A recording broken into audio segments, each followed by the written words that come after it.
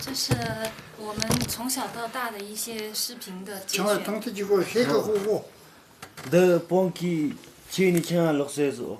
这是在成都的家里面，他自己看电视。后来我们就带他回草原来了。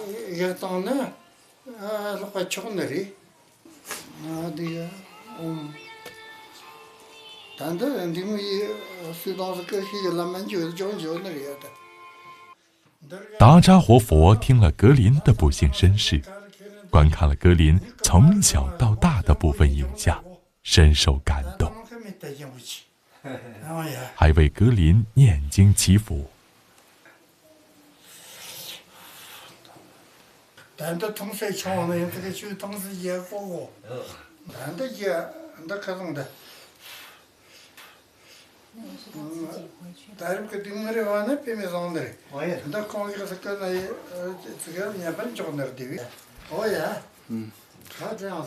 我们替小格林，谢谢你。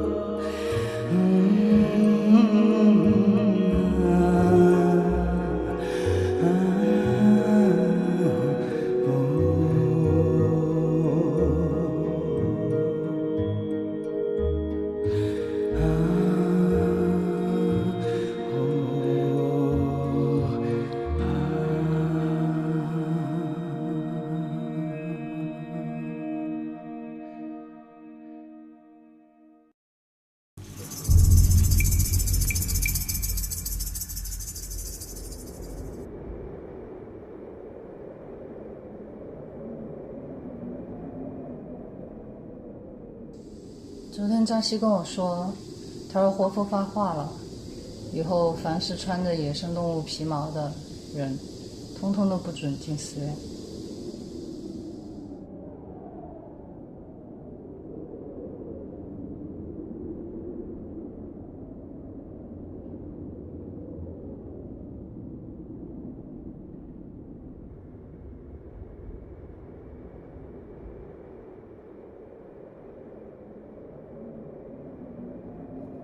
严冬的脚步加深，猎物越来越难找了。格林没日没夜地寻食，1-2天找不到吃的也是常有的事。实在饿坏了，就分支点唯一他们的干粮。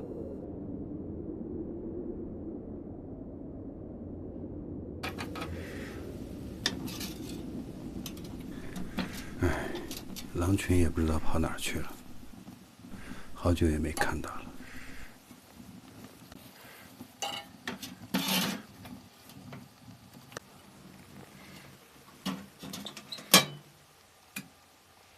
只剩一箱压缩饼干了，有干粮吊着就不错了。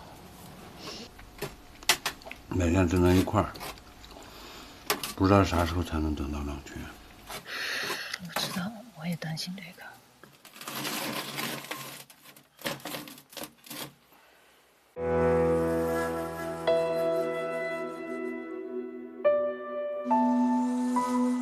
冬季，狼群集结是小格林回归的最佳时机。如果错过这个冬季，狼群再要接纳成年的格林几乎不可能了。如果不能重返狼群，格林的一生也就毁了。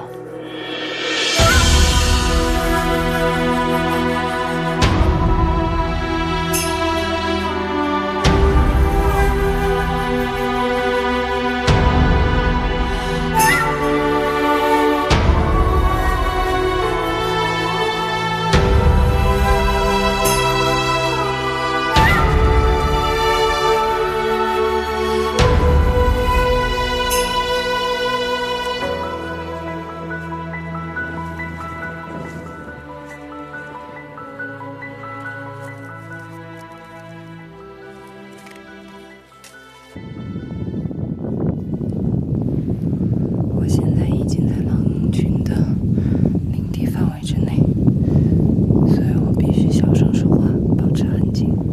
又发现狼洞了，原来他们搬到这儿来了。这个狼洞，人可以钻得进去。你不会是让我钻吧？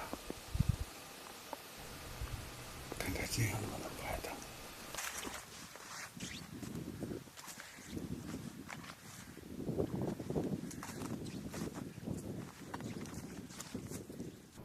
不行不行，让格林上。格林，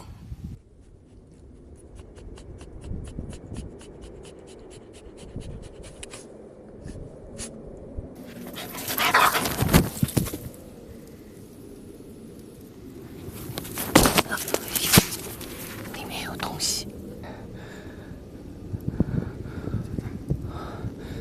里面不会还有狼吧？这洞是穿的，那如果有狼，早就地遁了。他叼了个骨头出来，哎呀，真是吓死我了！他是这样子穿过去的。哎呦，那边还有他们吃剩的骨头。前山被那群放牛的人给占了，他们只有到后山来了。对，哦，说最近怎么看不到狼啊？一个大白兔。哎，抢妈妈的，妈妈那啊里，，妈妈这儿有。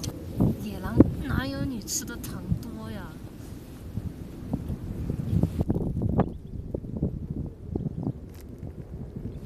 人家才不吃你那个嘞。啊，这舔过了，你不吃？伯伯，来这儿看看。他抢。他不爱吃那个。哎，这个不是你的，不是你的，这是妈妈的。不行，干肉先给他吃。在哪儿？在外头。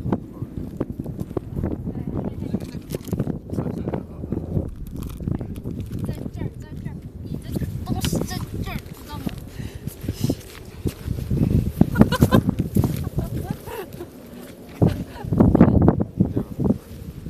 放在哪一处？不，强盗，强盗，强盗！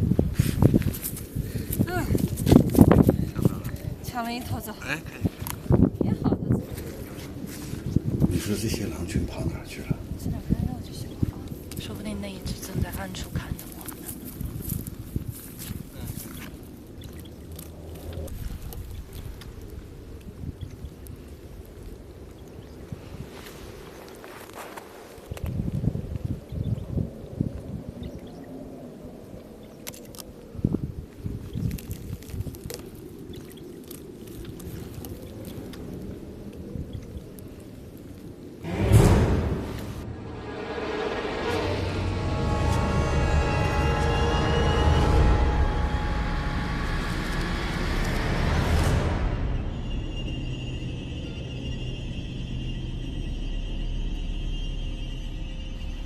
这狼咋这么瘦啊？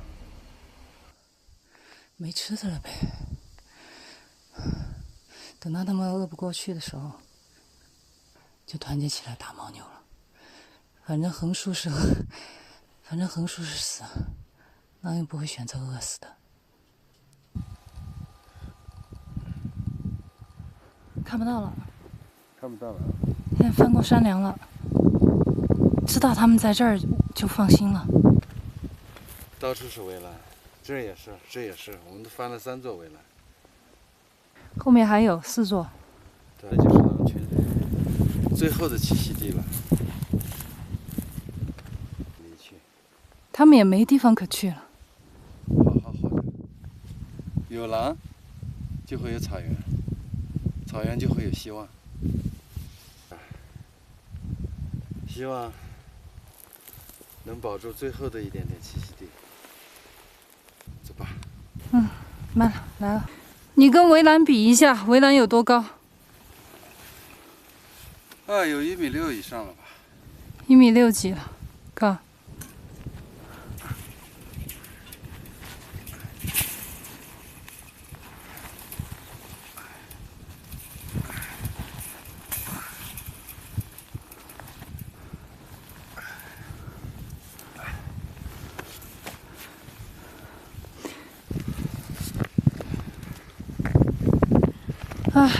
休息一下，累不累？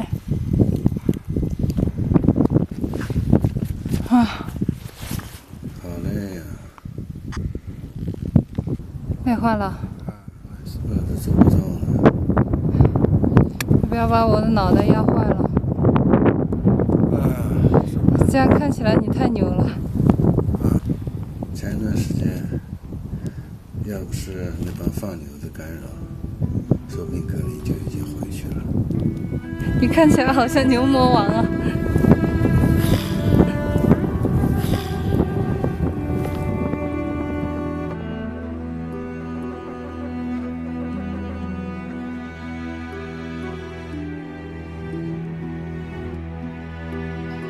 快点起来了吧，牛人！咱们得坚持牛到底。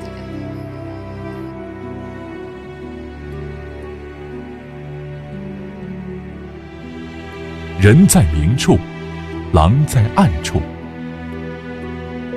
越是找狼，狼越跑得远。经过分析，这种方法找狼，很可能会干扰到狼群冬季的正常集结。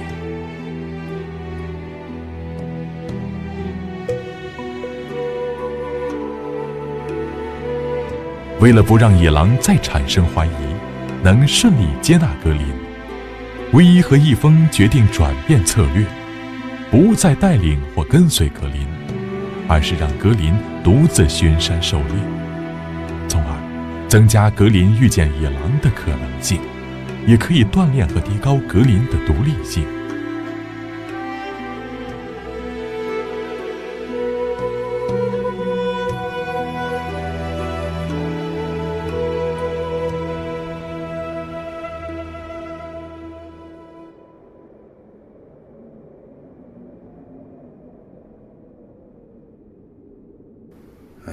这么冷的天，野生动物都被人们打光了，你说狼群都吃啥呀？只有牦牛。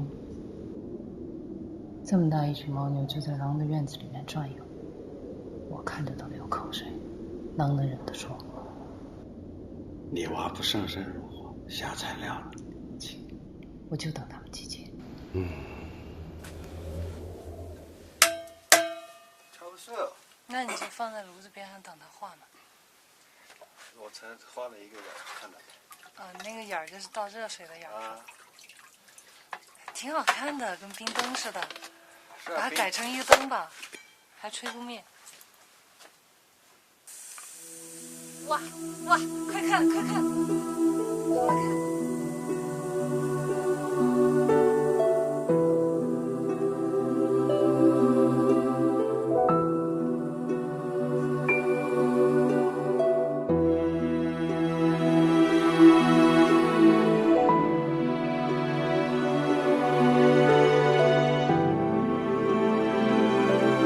越是看不到希望的时候，越要让自己保持乐观的心态。如果我们改变不了现实，至少我们可以改变看待事物的心情。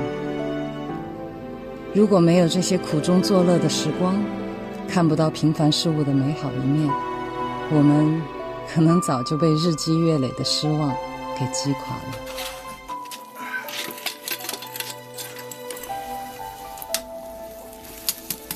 是最后2个了，稍微有点冻了哈。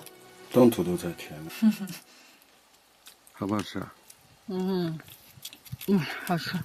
牛粪烤土豆，这不是土豆，这是肉。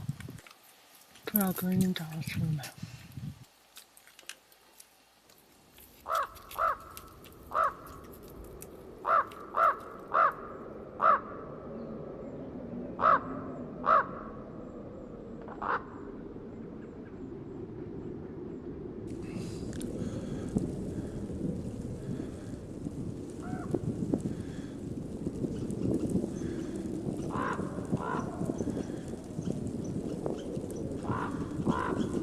这小子鬼鬼祟祟的在干啥？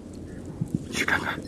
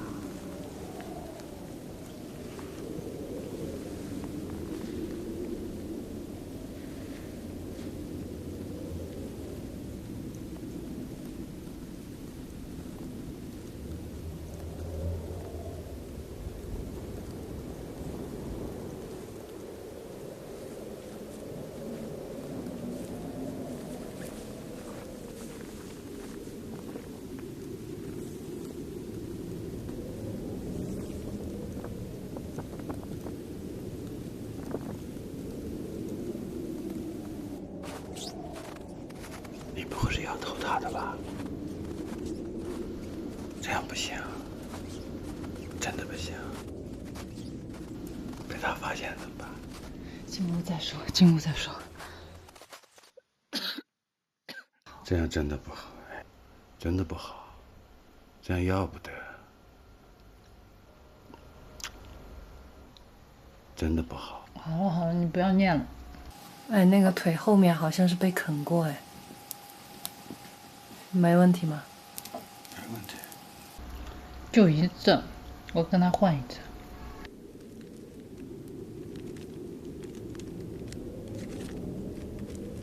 2块够不够？马上了。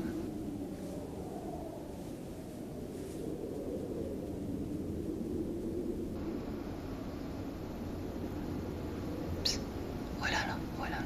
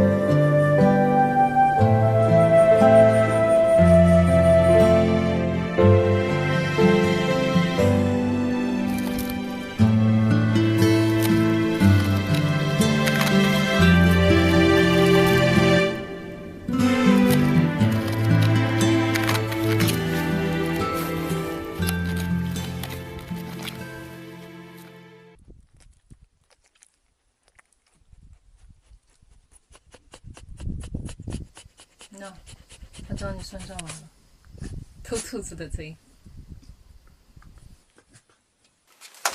哎呦，我只有一压缩饼干了，这个可不是我干的啊，都是你妈的主意啊。别那么没担当哈。以后还你一只更大的。把老爸的衣服穿走了。哎，怎么脱的？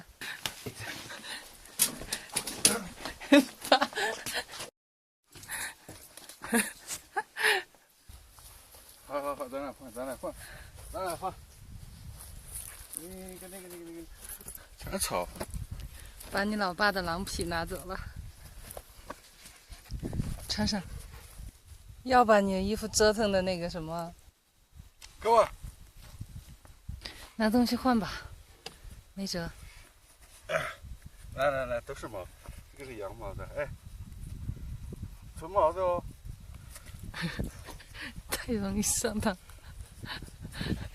小狼太单纯了。他就要你那件。把我屁股咬一口，好痛啊！谁让你骗他了？这样你拿。格林，骨头给你换。来，好吧，比衣服好玩的。骨头，去吧。还不上当？他今天怎么了？盯死你这件了？他往后槽牙上放，难道你要给切割了？他难得看见你把衣服脱下来，觉得你换毛了。你扔一坨牛粪或者什么往远处，把它引走。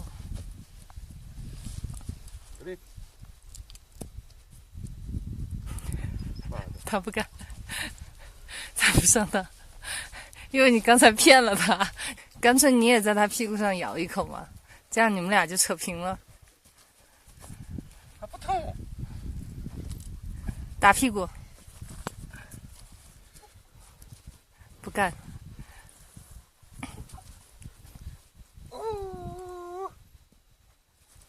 哎，终于走了，赶紧穿。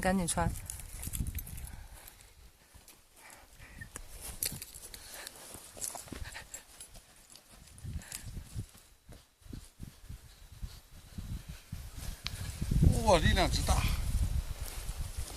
小时候我钓过狼，用老鼠钓狼。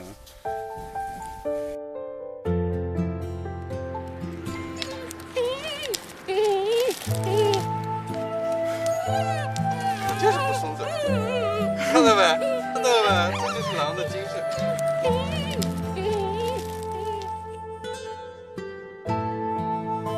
身子长大了，钓不动了。长得真快啊！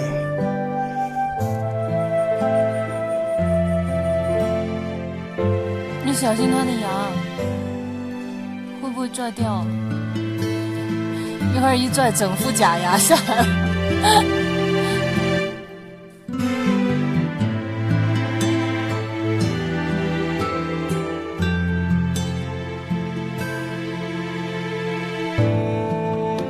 天刚刚亮，格林就已经出猎了。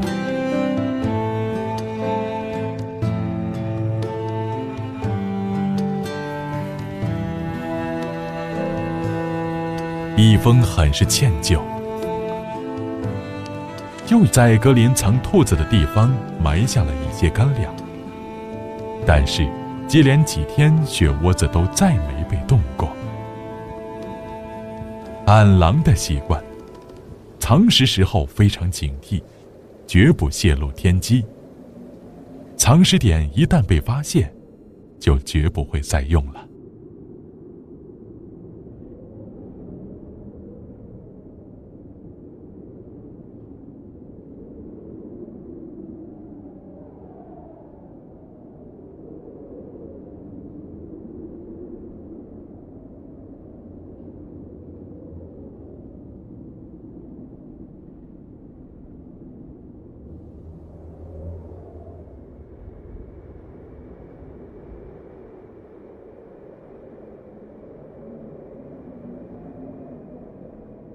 他还埋在老地方啊。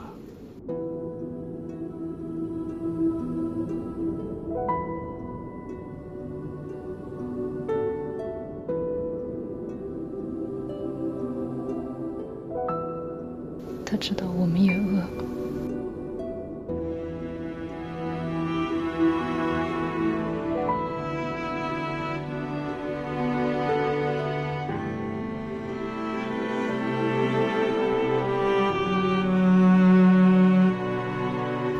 小时候他护食，你说他六亲不认，现在他自己都吃不饱，还要送食回来。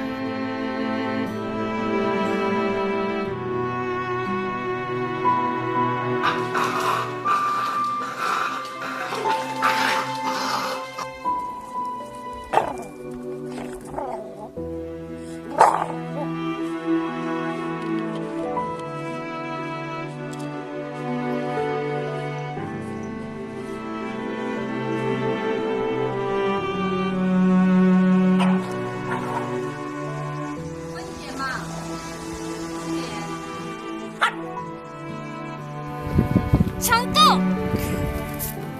强斗！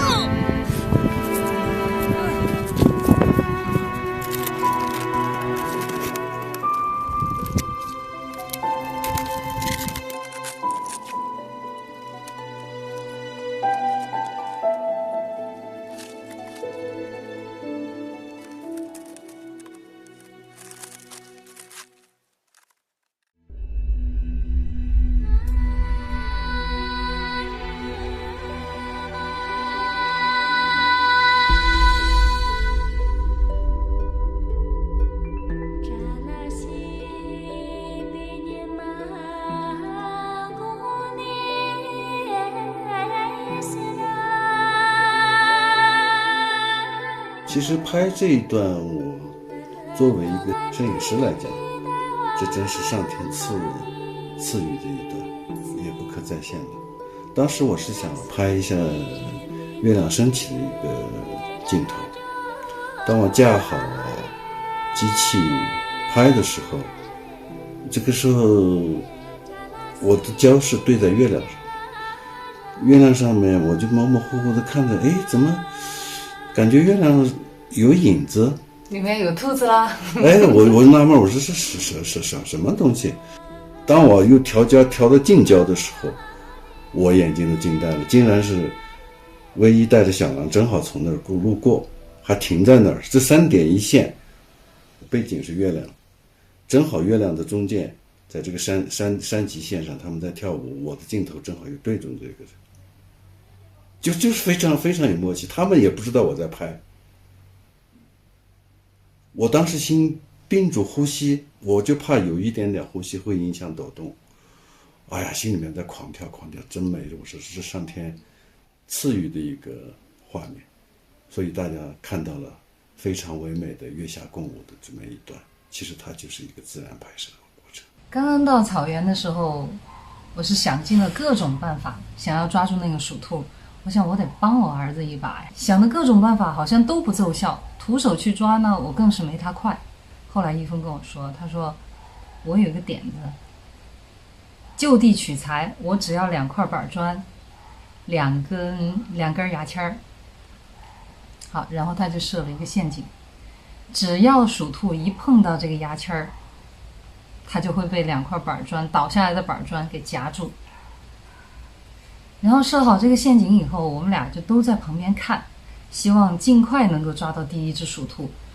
结果我就看那些鼠兔远远的对这个面包根本就不感兴趣，然后我才看到一只鼠兔就这样盯着我们，好像那个表情就是在说，给你科普一下，我叫鼠兔，我是兔子，我吃草的，你把我当耗子呀。鼠兔对这个面包根本不感兴趣，反倒是麻雀对这个面包屑非常的感兴趣。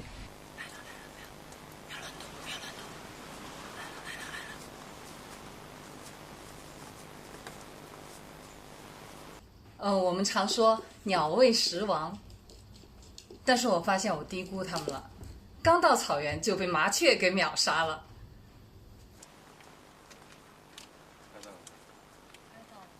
它不进这个孔。好狡猾啊！我们自以为设计的非常非常好的一个板砖夹麻雀的一个陷阱，结果麻雀就在旁边观察了一下以后，马上就识破了这个陷阱的机关在哪儿，然后根本不去碰这个机关，甚至它破坏掉这个机关，你根本待不住它。然后一只大鸟就把那个面包啄成一小块一小块的，就喂它的雏鸟。啊，当时我们看到做鸟也不容易啊。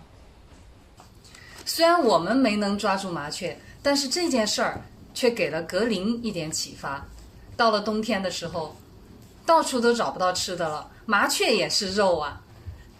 那个时候我们给他的压缩饼干素的，狼看不上，他会把这些饼干渣儿就扔在那个铁丝网的下面。他所占的就是埋伏、突袭，天下武功，唯快不破。他也会从属兔的洞里面去把那个赫贝拟利鸭给抓出来吃。我想起来我们在那个草原上住着的时候住的那个小房子，我经常做梦的时候都会回到那个小房子里面去，就是我们屋檐下有很多的鸟嘛，在那儿筑窝，因为冬天就只有我们那个小屋最暖和一点，房顶到这个天棚之间它有一个夹层，这个夹层呢又暖和又避风又避雨，而且还有中央供暖。那些鸟早上都成了我们的闹钟，一到早上5点过的时候，吱吱吱吱吱就开始叫了，就把我们叫醒了。我还记得有一天我们一峰正在那个边喝茶边整理那个拍摄的一些东西吧，还是正在看什么资料，然后突然有一只鸟就掉下来了，从那个顶棚上面掉下来，就掉在我们的杯子里面，把我们都吓一跳。哎，这个鸟一掉下来了以后，咦，水还是温热的，还挺舒服，然后他就顺便洗了个澡，然后正洗得欢实的时候，他一抬头看见这2个人全部都在盯着他看，然后他赶紧翅膀一收，还让不让鸟洗澡了，然后扑腾几下晃一晃身上的水飞走了。然后说到鸟的事儿的话，那太多了。我们在小屋的旁边就用一个帐篷支在那个坑上面，就修了一个厕所。有一天我就发现那个厕所那个帐篷怎么在动呢，然后我再走进去一看的时候，我就发现这只鸟就在里面扑腾，它出不来。到底是从哪儿进去的？然后这一只赫贝拟利鸭它应该是一只幼鸟，它就在那个帐篷里面就挣扎着急出不来。然后这个时候我们看到了挺让我们感动的一幕，它的亲鸟，它的爸爸妈妈又啄那个纱窗网子，又撕扯帐篷，就想尽各种办法想把他的孩子给救出来。一只大鸟在撕扯那个帐篷，然后一只大鸟呢就在旁边就找一些吃的，给这个小鸟从那个纱窗洞里面就把这些吃的东西给它塞进去，就好像在安慰他，孩子你别着急，爸爸妈妈都在救你。一直就没有放弃，一直就想要救他。草原上哪怕一个很微小的生命哈，他都在为生存为活着而努力。我们放了这只鸟以后，这只鸟它就一直在那个围栏上，还有在我们的那个小屋周围，它就打转。我们对它们的友善，它们也会回报我们以友善。这些鸟它还来扑窗户来报警，有几次呢我们就发现它们扑窗户的时候就是发现狼来了。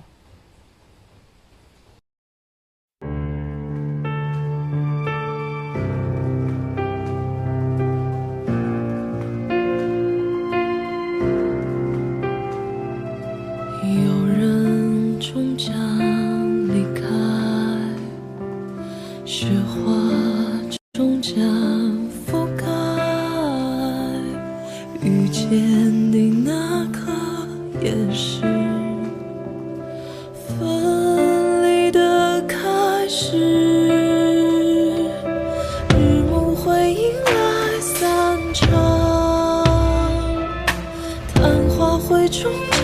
绽放，盛开那刻是消失的开始，遗憾堆砌成莫忘。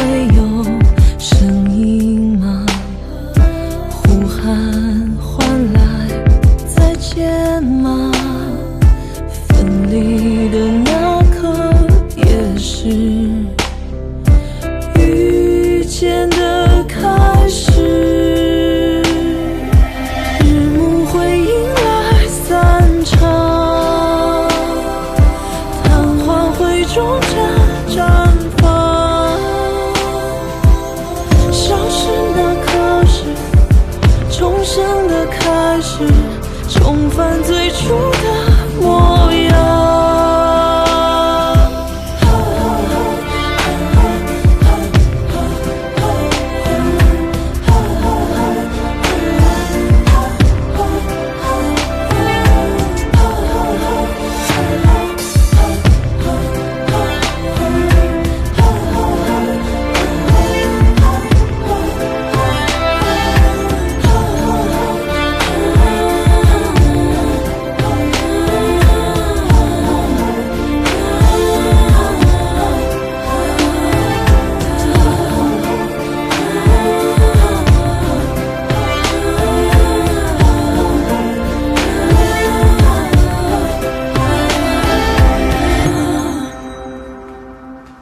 有人终将